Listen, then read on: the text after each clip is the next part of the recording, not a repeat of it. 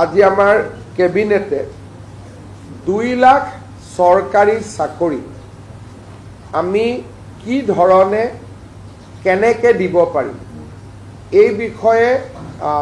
সিদ্ধান্ত লবৰ কাৰণে মুখ্য সচিবৰ অধীনত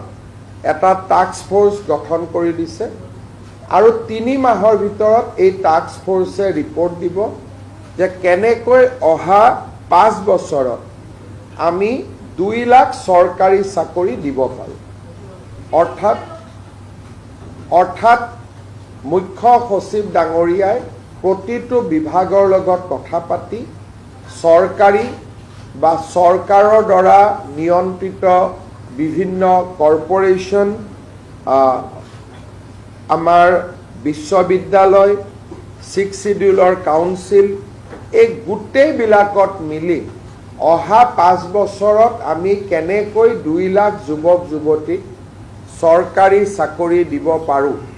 তাৰ বিষয়ে প্ৰতিবেদন এখন দিবৰ কাৰণে মুখ্য সচিব ডাঙৰীয়াৰ অধীনত এটা টাস্ক ফোৰ্স গঠন কৰি দিছে যাতে আমি আমাৰ যেটো অসমৰ যুৱক যুৱতী সকলকে যি প্ৰতিশ্ৰুতি আছিল তাক যাতে আমি ৰাখিব পাৰোঁ বা তাক যাতে আমি পালন কৰিব পাৰোঁ।